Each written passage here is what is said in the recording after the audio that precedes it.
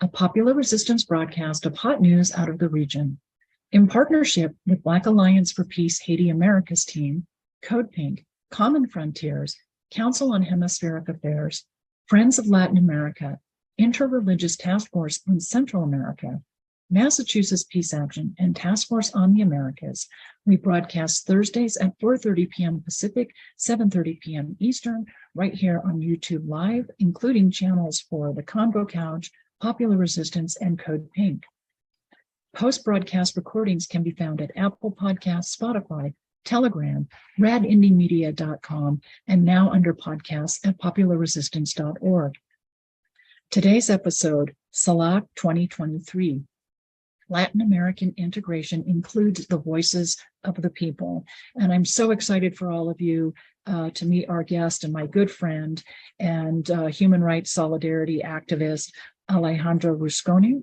He is Secretary of International Relations for the Evita movement. He is joining us live from Buenos Aires, Argentina. And I'll have all of you meet him in just a moment. Let me give you some background as to what has happened in Buenos Aires earlier this week. So let's start with a brief description of what CELAC is. It was founded in 2011. It's known as the Community of Latin American and Caribbean States. It is a multilateral group of 33 countries from across the Western Hemisphere that excludes Canada and the United States. It was created to be an alternative forum for Latin American countries. Inaugural leaders, such as Venezuela's Hugo Chávez, envisioned the group as a counterweight to the Washington-based Organization of American States, OAS, which they viewed as dominated by the United States. CELAC, unlike the OAS, allows Cuba to be a member. Its stated goals are to promote regional integration and cooperation. CELAC represents over 600 million people living in the hemisphere of the Americas. The 7th Summit of CELAC Leaders was held Tuesday, January 24 in Buenos Aires and hosted by CELAC President pro tempore Alberto Fernandez, who is the current president of Argentina. The 111-point Declaration of Buenos Aires from the Community of Latin America and the Caribbean described how effects of COVID-19, climate change, and the war in Ukraine have rippled across the region. Quote, "We express our concern that several countries emerged from the pandemic with higher levels of public debt. Additionally, the 7th Summit witnessed two firsts. One, at the invitation of President Fernandez, the United States was invited and sent U.S. Special Presidential Advisor for the Americas, Christopher Dodd. The other first was that the summit was preceded by a joint proposal of social and trade union organizations with the presence of about 300 leaders of social organizations, unions, and popular movements from all over the region. The meeting was a forum to discuss the most relevant issues affecting different countries in the context of the Conference of Heads of State and Government, which began on the 24th. So everyone, I'm really, really excited to have this conversation today with all of you and for all of you to meet Alejandro Rusconi, again, who's joining us from Argentina for this episode. Welcome, Alejandro. Muy buenas tardes. Muchísimas Good gracias. afternoon. Thank you. I feel proud to be in this program with you. Terry, you're a colleague and a fighter for peace in the world, and we have worked together in different scenarios. In Bolivia and other countries of our Americas. I'm going to speak about the meaning of the social CELAC that had these first steps. This social CELAC was incorporated here in Buenos Aires, working shoulder to shoulder with CELAC, as Terry was explaining. This is an entity for cooperation and integration among the states of Latin America and the Caribbean without the presence of the United States and Canada.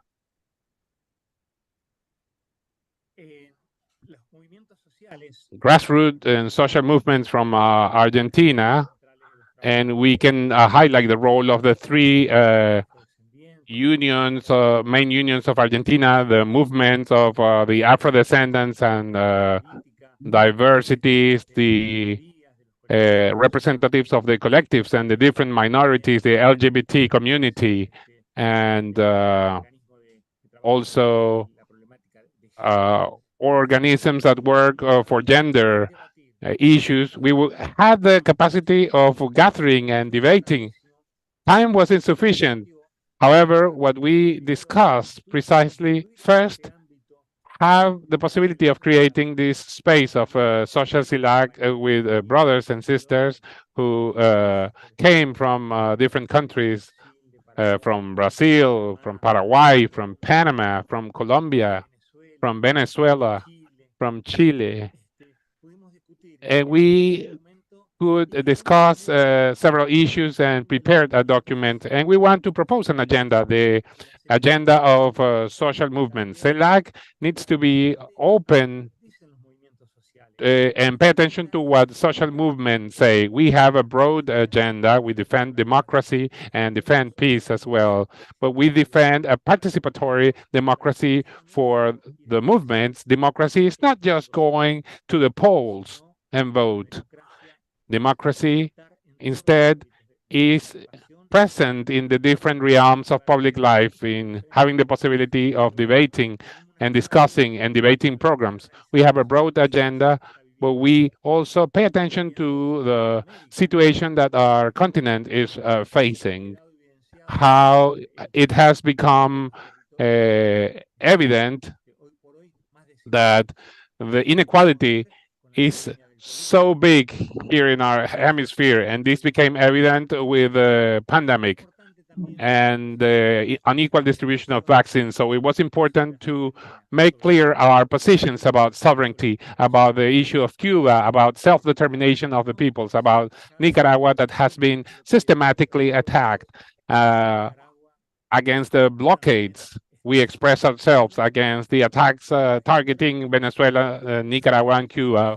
For the social movements, these items of the agenda are fundamental. We defend these ideals of sovereignty and non-interference. We reiterated our position about the Malvinas Island, and we say, let's put a halt to colonialism, the colonialism that still takes place in islands in the Caribbean. We want Puerto Rico to stop being a colony, and so we can recover our Malvinas Island and the islands of the South Atlantic. We have had a proactive position about what has happened in Haiti. Haiti has a painful history, and Haiti, we need to bear in mind, it was the first liberated state in our Americas. Haiti sacrificed lives and resources and put them at the disposal of Simon Bolivar. Haiti was present during the construction of this dream of the liberator, Simon Bolivar. We feel the pain of Haitians, and we want to revert the policies that have damaged Haiti. The agenda is broad, but we were able to hand in a document to the president pro tempore of CELAC, the new president, Ralph Gonsalves. He committed with us to work jointly with the movement, and he has said that he has always worked with social movements, so he'll be joining us in this struggle. Having the possibility of speaking to President Lula and Ralph Gonsalves, Lula, who has resisted a coup d'etat attempt on the last January 8th, because we saw in Brazil an attempt of destruction of the three institutional branches of government. You saw the attack against the Congress and the court. We are fighting for peace. We oppose fascism and coup attempts that became a reality in Brazil. The Bolsonaro and his followers did not accept the victory of Lula. They didn't conceal and the reactionary right-wingers wanted to make a coup d'etat, but the CELAC has expressed against these attacks and this coup d'etat attempt. And we have waved flags of peace through the statement that was made by CELAC on January 24th, 2014 in Cuba, when America Latina was declared a zone of peace. And we are committed to fight in this regard. Thank you so much. I have a number of questions to ask. I mean, you've given me so many thoughts. First of all, I guess I should just explain to the audience just that Gonzalez, who is the president of St. Vincent Grenadines, that's who the new incoming president is. It went from, I think our audience is aware, it went from Mexico to Argentina and now St. Vincent Grenadines, which is really, really exciting. A Caribbean island state. That's just terrific news. And regarding Haiti, this, I believe, and correct me if I'm wrong, that one of the declarations coming from this CELAC 7 summit was to review the UN position in Haiti. Is that correct? To review or support it?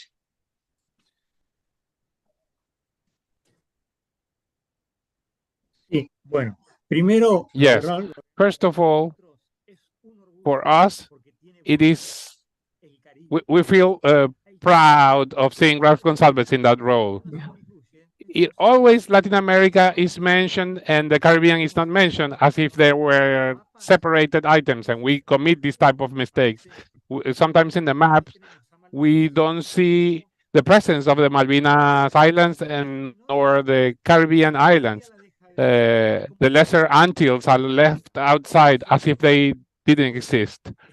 Today, we feel proud that Ralph is the president pro tempore of CELAC. And I want to clarify the solidarity with the Haitian resistance. The resolution, there is resolution number 4 of the Social CELAC, says no to foreign interference in Haiti. 119 years ago, the victory of the Haitian revolutions gave place to the first Republic of Haiti and put an end to the colonialism of France back then. Haitians are facing a remarkable crisis, and they are facing the threat of a new military occupation by the United States that is promoted openly by Canada. Today, they are fighting against a gross inequality that is bringing benefit just to an elite with the support of the IMF, the multilateral banks, and the imperial and neocolonial powers, and condemns a majority of Haitians to live in infrahuman conditions. It is demanded the resign of the de facto government, a government that was not elected by Haitians, that has been imposed by these neocolonial powers. And we have called upon the respect of the rights of the Haitian population and the international law. We, as Social CELAC, are calling the governments and the peoples of CELAC to recognize as a regional heritage the freedom contributions and the human right contributions related to the anti-slave and anti-racist fight of the Haitian people, and to assume the call of different popular social organizations and trade unions to reject in a patent way these new attempts of occupation against Haiti. All interference, as it was demanded in October to the ministers of foreign affairs of CELAC and the European Union. We want the governments of the CELAC and of the international community to pay attention to what the Haitians have to say.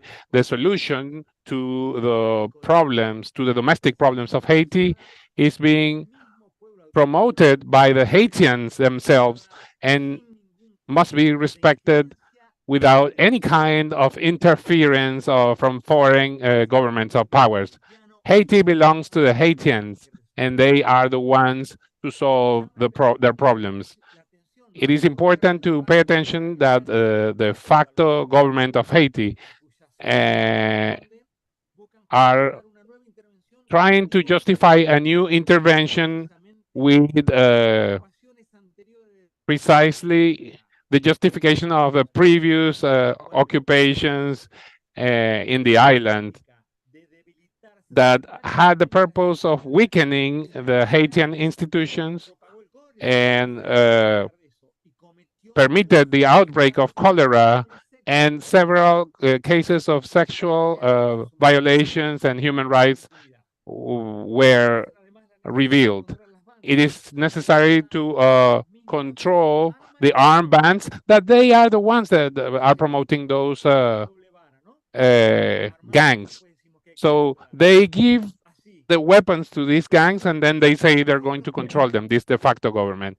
So we, as Social CELAC, have expressed in this resolution that we call upon the government to support the rights of the Haitian people, ensuring the non-interference of foreign governments or powers, the end of this de facto government, and this office of the UN that is supporting this de facto government. It is necessary to include reparation due to the nefarious effects of cholera and the crimes committed by previous occupations. It is necessary to restore the gold reserves that were stripped from Haiti by the US and other powers, and reparations to be paid by France, because Haiti had to pay an obscene debt in favor of the slave owners. It is necessary to stop the massive expel of migrants and the massive violations of human rights during deportation procedures. And it's necessary to understand that there is no possible transition to anything different in Haiti with an imposed regime. We say in this resolution, long live to Haiti, long live to a free and sovereign Haiti. Wonderful. We always leave, you know, it's not uncommon when we talk about Latin America and the Caribbean to not mention Haiti, and it's something that many of us and organizations are guilty of. And so I'm just so happy that that you have written in support of Haiti and for their sovereignty and for self-determination. We've done, for our audience is aware, we've done a couple recent episodes on Haiti, particularly one in, I want to say October or November, when there was an overt threat of US intervention. That threat of interventionism is still there. And so it's really wonderful, Alejandro, that Social CELAC has lifted up the voices of the Haitian people and is defending their sovereignty and independence. Puerto Rico as well. I wonder, can we talk about a couple things that came out of the 7th summit? I have a list of things. You mentioned you talked with Lula, and Argentina and Brazil re-engaged for the first time with Lula as the president, once again, of Brazil. And one of the things that came out of that Argentina-Brazil meeting was the discussion of introducing a common currency between the two countries. And those two countries are one another's largest trading partners, I believe. So this is quite significant that that there's going to be a common currency. Is this, I guess my question for you is, one, what do you make of it? And two, a lot of us are thinking that this is going to be a trial run, a practice for creating a hemispheric currency, or at least a CELAC currency.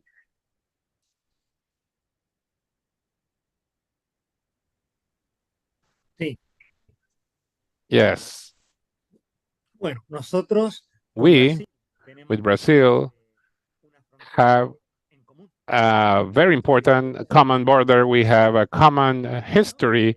We may have had some differences. They were invaded in the past by Portugal. We were invaded by the Spaniards, but they are a sister nation that has has fought for independence like us. And I always highlight something that happened in Argentina, a meeting between President Nestor Kirchner and President Lula da Silva. After Lula and Kirchner took office, they held a meeting in Buenos Aires, and they created a document. This was back in 2003. Back then, we called that moment the Consensus of Buenos Aires.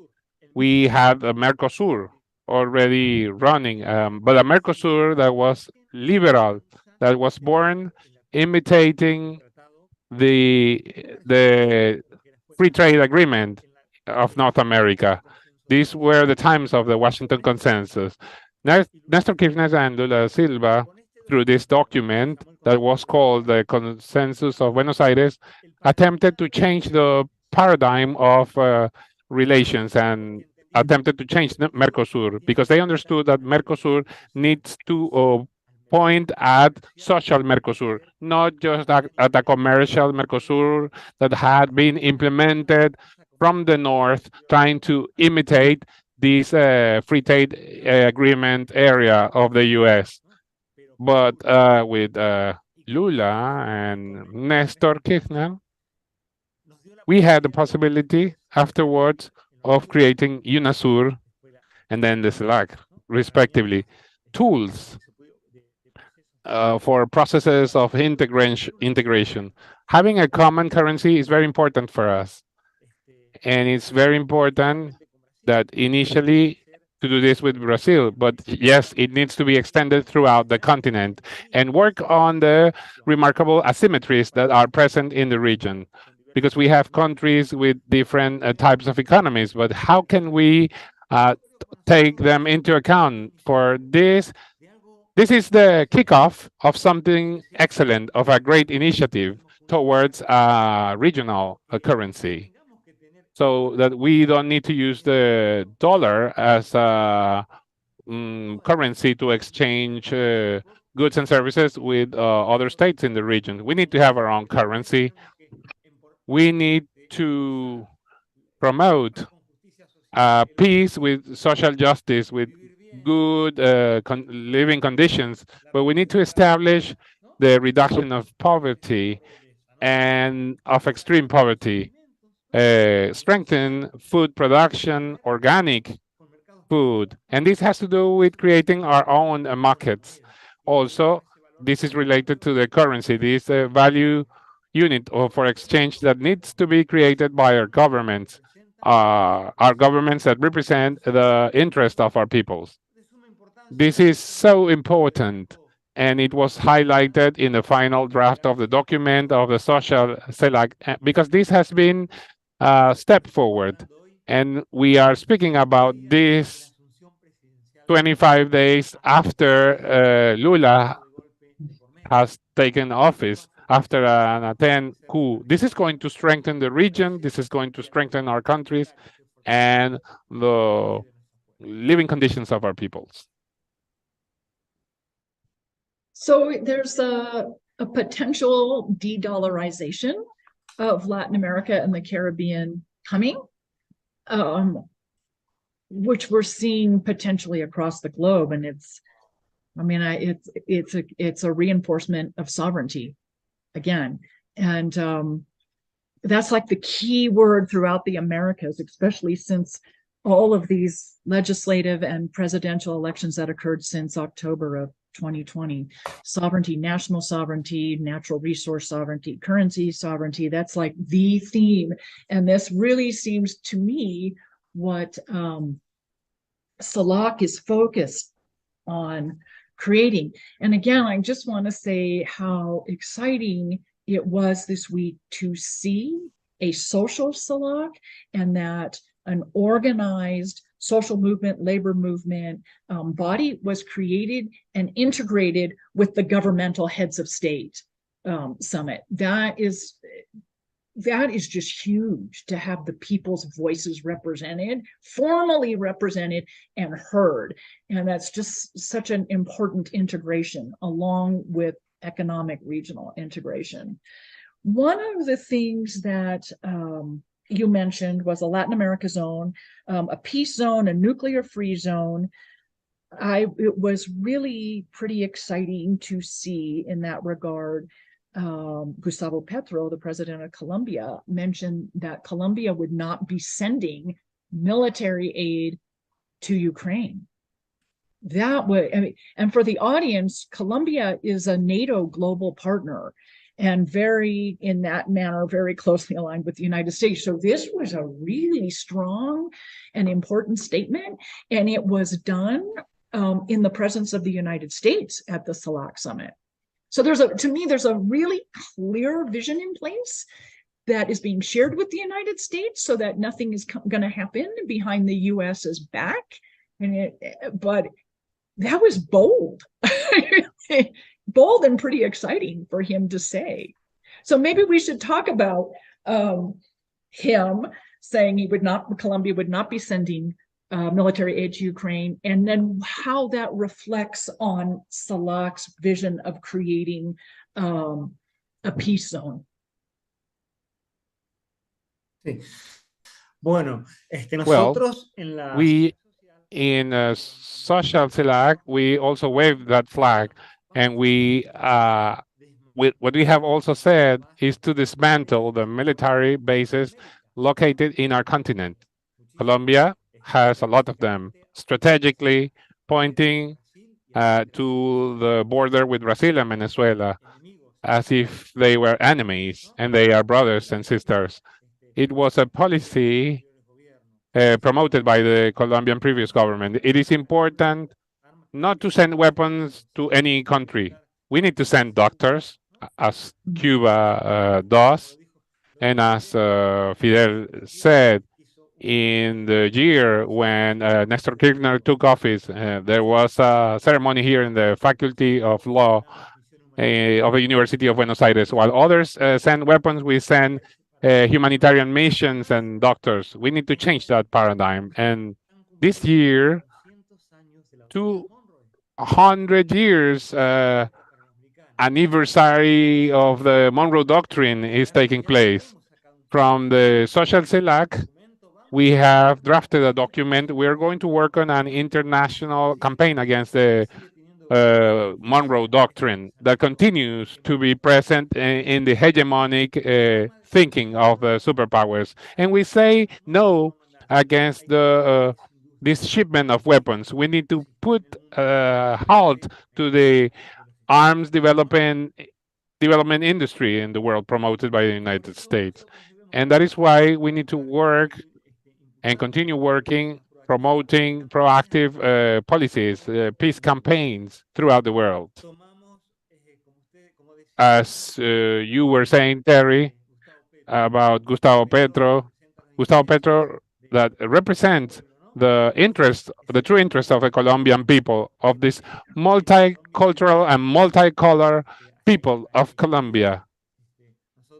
We are very happy to see what he's doing for the benefit of his people through his policies of human rights, how the peace process has moved forward, and to give place to everyone on the table and not sending weapons to Ukraine is a very important decision. And I want to clarify that Argentina is also a member of the NATO, not a full member. We are very sad of that. We are not full member because we have a conflict. We have a conflict with Great Britain about the Malvinas Islands, what they call a conflict.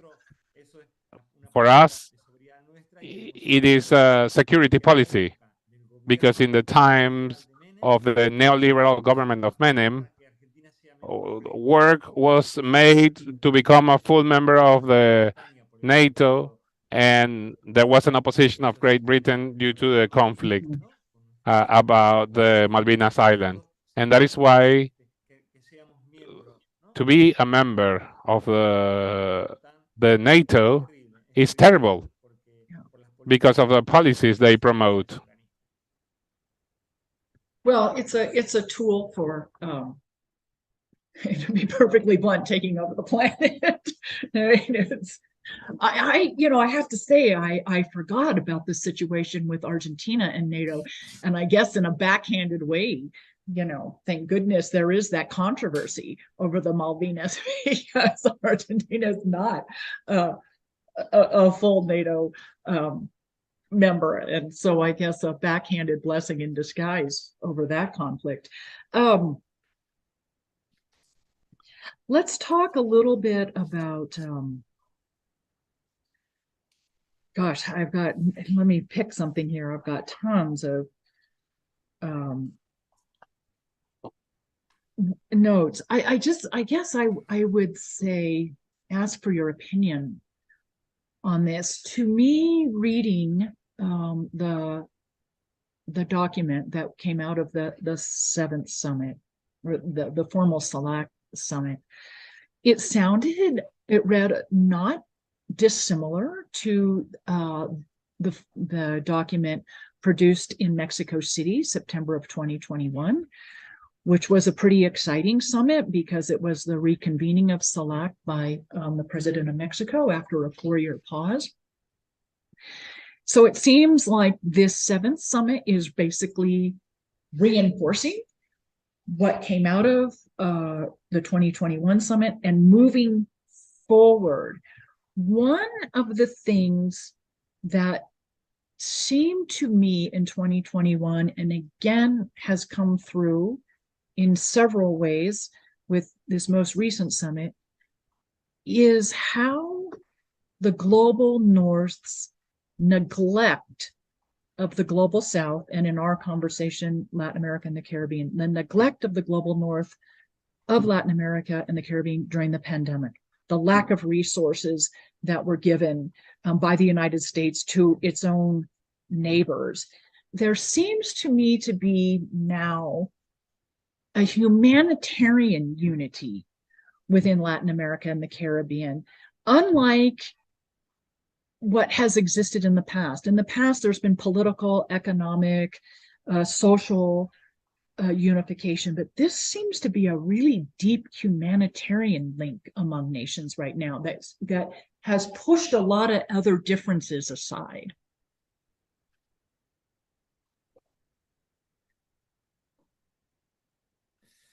Sí. Yes. Es así. It is like you're saying. And we need to highlight the role of solidarity when catastrophes have taken place in our countries. What happened in Cuba when Cuba had the problem near Varadero, when there was a problem in the thermoelectrical plants.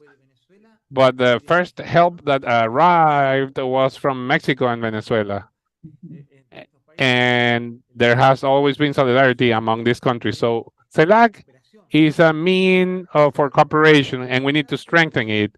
But it is a mechanism where consensus are necessary. Sometimes some decisions are taken, and we, the militants, see some of the decisions as weak because we want to see. But we understand the diversity among the different countries and the different opinions of the different governments, because we have some governments that are more oriented towards people, some others that are socialist, and some others that are even neoliberal. But we have seen that plurality has been present and there has been a unified position against blockades. And the mechanism for meetings that CELAC has is very useful. We have an annual meeting among presidents every January when the President pro tempore changed from AMLO to Alberto Fernandez, and now is in the hand of the Prime Minister of St. Vincent and the Grenadines. So this is important for us to have quick evolutions and changes of dynamics. And in social CELAC, we are trying to do that, to work in different countries. This was an initial meeting. We need to promote new meetings. We need to visit the president pro tempore, but we need to hold meetings in all of our countries of the social CELAC, in Colombia, in Venezuela, in Cuba. So within our 33 countries, we need to all be hosts and promote agendas related to specific topics, because the document expressed diversity, and this diversity needs to be developed in the different discussions among the brothers and sisters. So our 33 countries need to provide contributions and promote a deeper integration. We are open to that, to discuss with everyone, and also to see the different expressions of solidarity. Sometimes, I mean, governments do not execute this solidarity that is happily proposed by our peoples. So creating this integrated regional solidarity, and so this would be social and economic solidarity and integration, which is fantastic. And I agree with you. There is, and again, since all these elections, and you and I witnessed quite a few between October of 2020 all the way through to the Brazil elections this past fall, that it really, people did vote for sovereignty. And there is, as a result, a spectrum of economic policies they voted for. And it is like one step to the center of left, social democratic, all the way to revolutionary economic and social change. But it is a spectrum of left of center governments. And to me, I think that's actually really exciting, because it shows to you what's possible, and it's allowing this move forward. But regarding social and economic integration, how does this affect the bloc, the CELAC bloc, interfacing with the European Union, Russia, China, or Asia Pacific? And also, in doing so, are we really seeing the deconstruction of the Organization of American States and the full emergence of CELAC? I mean, it was really, really curious, and to some of us a little bit disappointing in a way to see the United States invited, but for the rest of the hemisphere to unite and move on, you certainly wouldn't want to do anything, behind the back of the world's largest military power. But it's really fascinating what appears to be unfolding.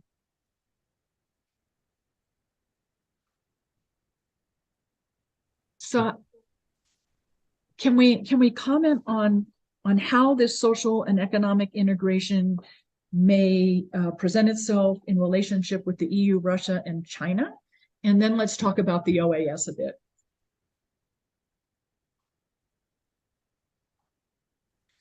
Sí. Yes.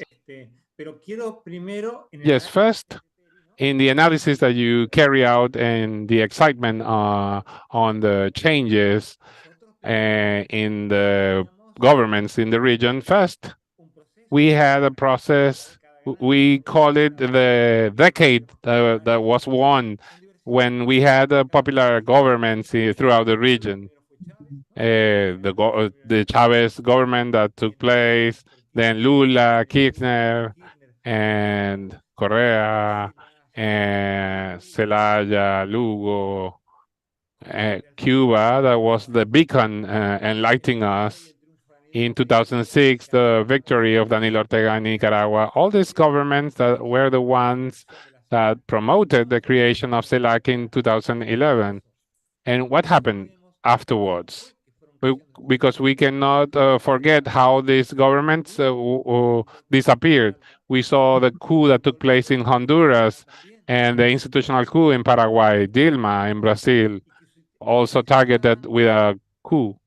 So before, weapons were used to remove heads of states and government, but now they have used the legislative branches of power or the lawfare, the justice. The issue of Lula, what occurs with false denounces, he went to prison, and now he's the president again. But to be president again, Lula had to face 500 days in the prison because they created the conditions, the opponents, for Bolsonaro to take power. Bolsonaro was not able to win an election. So they had to remove Dilma's government and send Lula to prison to make possible the right wing to assume power. And who was promoting that? The US, the North. And Trump, Bolsonaro, they're similar, as you may notice. And again, we see a new recomposition in the continent. We saw the victory of AMLO back in 2018 in Mexico, and Chile was recovered. Peru, even if Peru is facing a coup d'etat, Argentina also again have a leftist government in Brazil. Now you see a recomposition, recovery, with popular governments that are similar to their people. We need to be careful with the relationships with the European Union because they keep having this thinking in mind that we need to produce food and products to feed them because CELAC for them is the largest reservoir of the world. We have common resources, resources that belong to the countries of the Americas. But since they see that we have natural resources, they want to say they protect those resources. We see the policy towards the Guarani aquifer. There are military bases of the US there because this is the largest potable water reservoir of the world. So we heard the statement by the commander of the Southern Command, these statements about the lithium reserve. So we need to be very careful. We need to protect our resources. And we need to produce elements with added value. We not just having them taking away the products that we produce our food because they keep having in mind this colonial policy, and we need to also take into account our social, labor, and economic conditions. We need to make sure to have decent jobs. That's the essential to have a decent life for our citizens. So our states need to promote opportunities for decent jobs so that people can have a decent life in their different dimensions, having health, education, and having the possibility of contributing for the benefit and the well-being of our nations. We need to have an effective protection of the labor conditions for our citizens and a salary that need to be guaranteed by the member states. We can also mention the BRICS, the role of the BRICS that is broadening with the incorporation of Argentina, among other countries. BRICS CELAC should be an axis of cooperation, economic cooperation with our 33 states, because the bloc negotiation is more convenient. We are stronger. We say the countries of the Mercosur, for example, countries such as Uruguay that want unilateral free trade agreements, that's not convenient, because if we negotiate alone, we are defeated. We need to negotiate as a bloc to impose conditions. We don't want them imposing conditions upon us. That's not good. So we need to try to protect our economies, our regional economies. So, because what we see is that they come and take away our agricultural products. We need to recognize the plurinationality, the plurality of nations. And something that concerns us a lot is the issue of human trafficking. It's necessary to punish the crimes related to sexual trafficking and human trafficking, and we are working in our countries to prevent that. And that has to do with creating good conditions for labor, because what we see is that in our borders we see labor exploitation against minorities, and in that sense we need to develop coherent policy to bring solutions. So when we speak about human trafficking, we are not talking about just sexual exploitation, we are talking about labor exploitation. We have seen that people are taken to work in conditions of semi-slavery, paying wages to them that only allow them to survive. So we see commonly this exploitation taking place. So you've brought up, I just want to digress a minute on two things, because these are two subjects that have come up on recent previous episodes. One, we did an episode on lawfare regarding Argentina and your vice president. And in that same episode, we talked about the lawfare situation in Peru that removed President Castillo from office. And so just to reference that is how politicians, how state leaders are removed from office now. And it's very tricky, it's very insidious, and it has been unfortunately successful. And the other thing is regarding labor. And of course, right now in Honduras with these, what do they call them? The ZEDEs. We talked about this last week, actually, with the private cities and having labor, non-sovereign labor. The labor pool is under the guidance and law of the corporations running these cities versus the actual nation that the people are born and raised in. So that's a big, the labor thing is potentially huge, particularly as the United States and NATO really push for a full neoliberal privatization model. And that's why I think, this reconvening of CELAC in 2021 and seeing it move forward so powerfully is so important to push back against what the global north wants, and also still using Latin America and the Caribbean, as you mentioned, as colonial labor and colonial and for colonial resource extraction, whether it be minerals or food, and the need to develop economies with products of added value and finished products.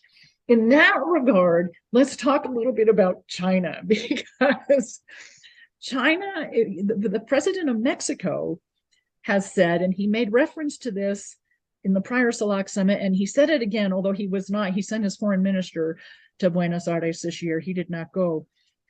But he is really promoting regional economic development and regional production as a hemisphere, and using CELAC as that tool. that, and he flat out said, we don't need to be importing as a region, from other parts of the world, or we don't need to be importing as much. And to me, I interpret that as a pushback on Asia Pacific China trade and China, and perhaps even, China's influence in the hemisphere of the Americas.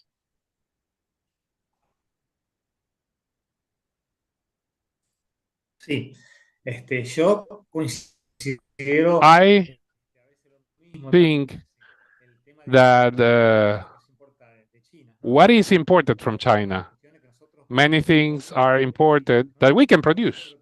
That is why what we need to have is a policy of strengthening of our industries, our own industries, to be able to compete in equity of conditions, in equality of conditions.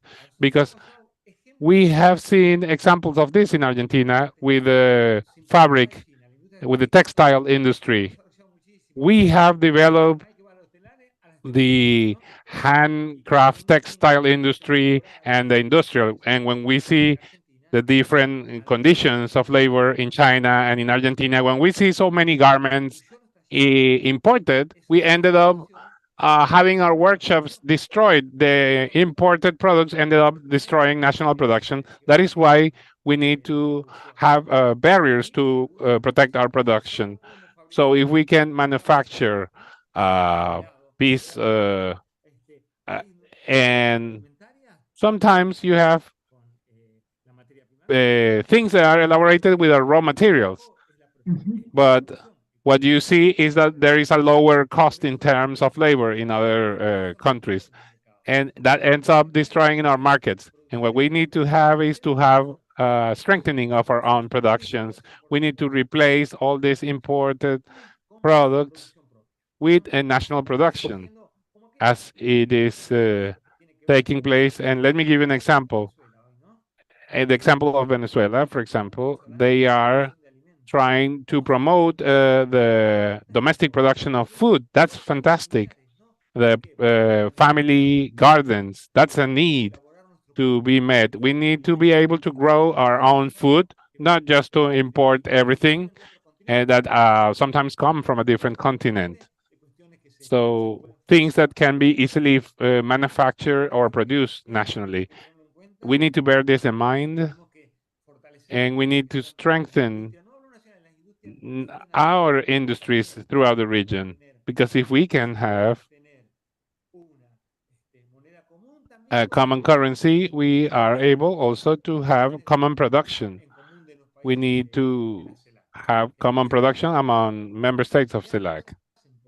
Many times this has occurred in the past. We have joined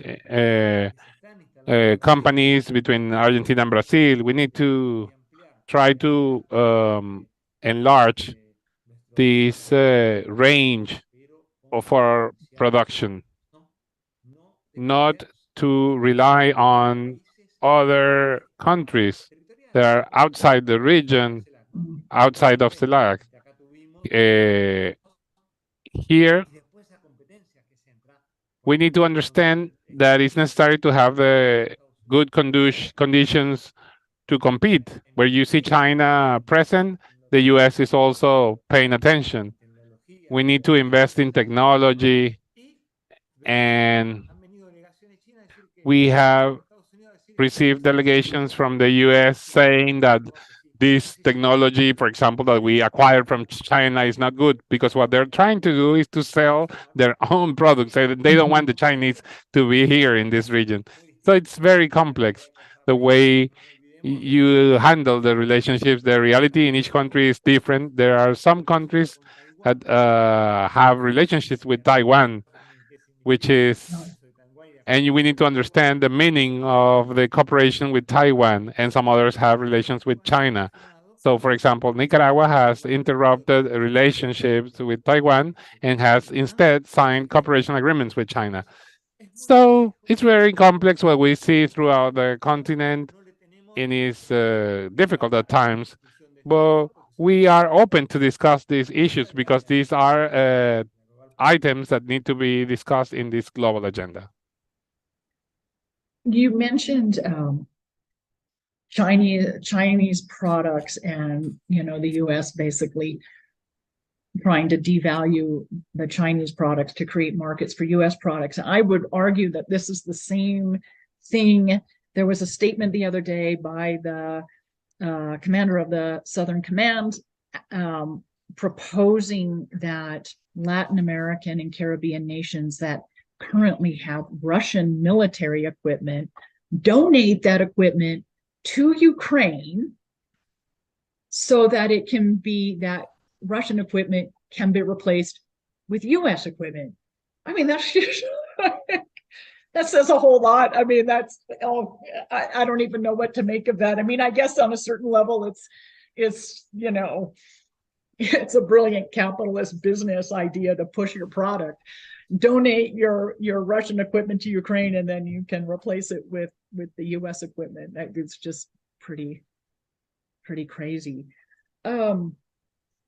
In our last few minutes, let's talk about, we've talked about so much, the social and the economic and the different trade agreements and the US being present at this particular CELAC summit. Do you see this seventh summit leading or really setting the stage, not just the conversation, but setting the stage for CELAC to replace the Organization of American States?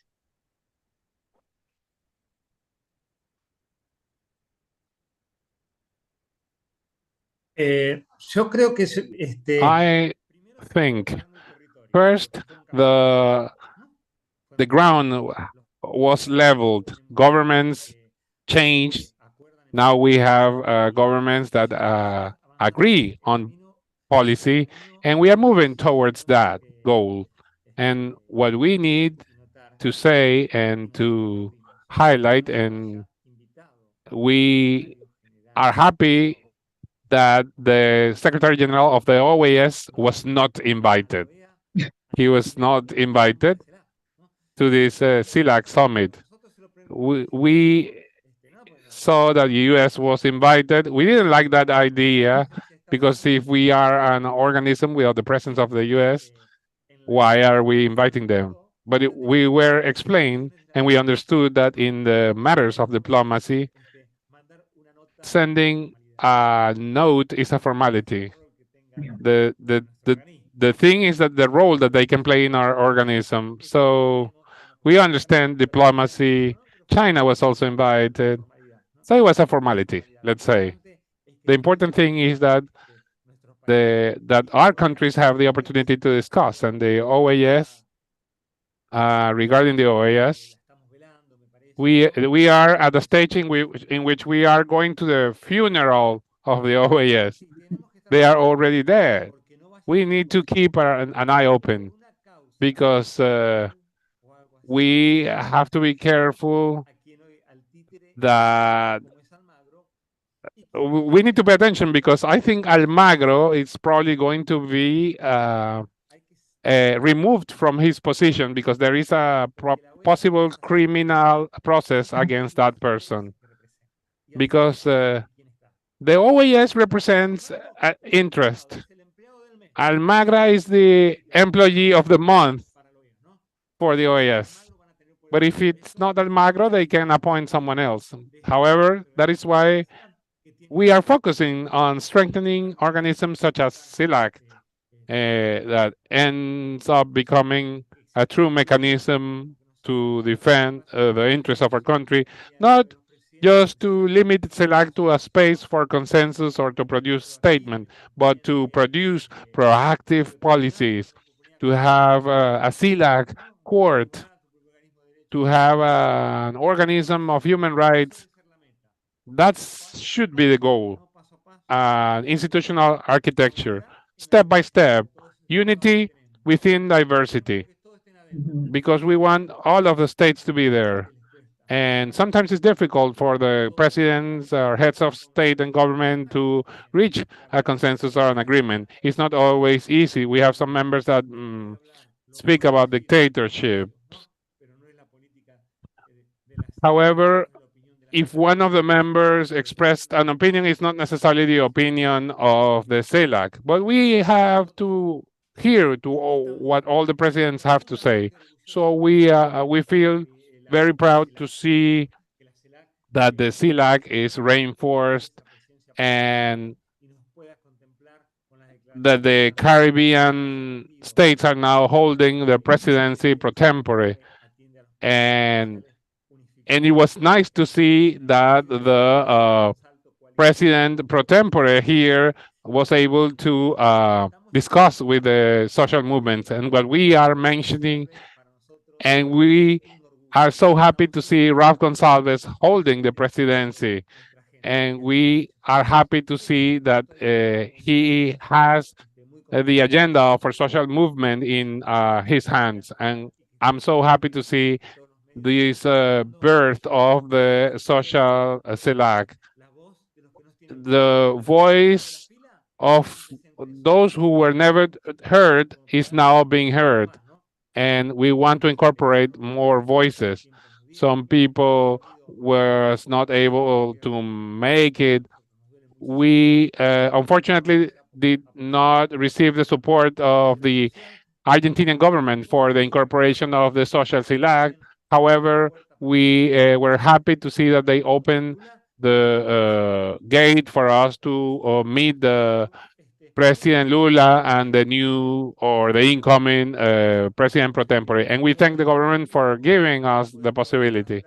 We didn't have enough time to work all the items of the agenda we wanted to work on. However, we will continue working with the different movements of Latin America and the Caribbean for a common agenda.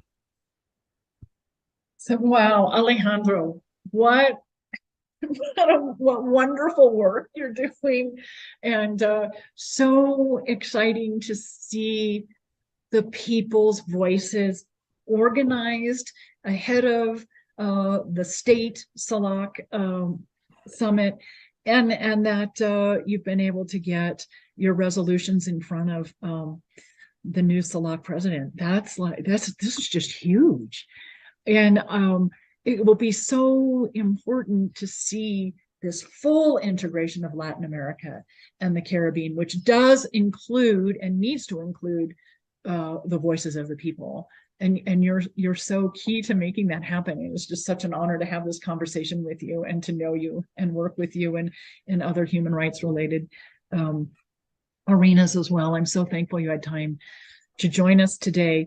Is there anything we should share with the audience before we close our episode?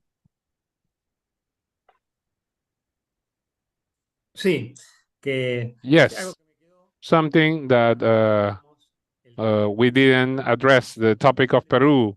We feel the pain of this coup that is taking place of Peru, and we see that the current president of Peru is talking about people that died. No, we are talking about people that were murdered.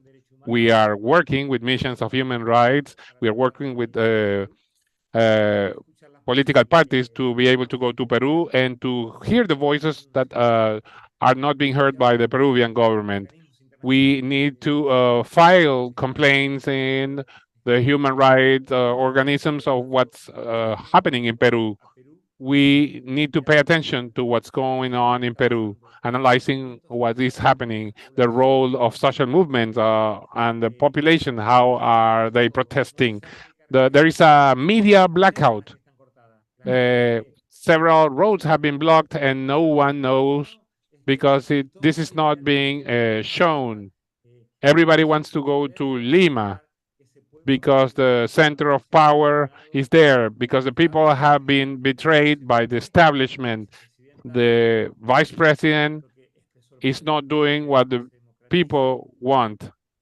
So we are not interfering in domestic affairs. If they want to have a constituent assembly or the elections, that's a domestic problem, but that needs to be solved. However, we say that democracy needs to return and we need to stop criminality. Let's have no more weapons there. Stop murdering people. What's happening is what we saw in Colombia. We see weapons that are being used directly against the people.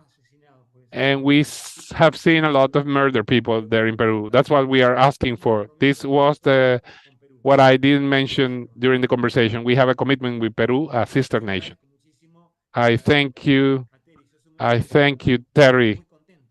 I'm so happy to have the possibility of being here and speaking about these important elements, about this common agenda that we have. And we have a similar thinking because we are both militants of peace, we are militants for the rights of people, and having the possibility of sharing this with an audience, it makes me proud. And we not only have a friendship, we have been together physically fighting for peace. So thank you all. Thank you so much. What a great honor to have this conversation with you. It's been so informative. And I'm so thankful for your knowledge and your leadership. And you're such a great example to me, a personal example of human rights defending, and just you're always out there on the front lines where people need you. And thank you for bringing up Peru. I guess we should probably close our episode with that.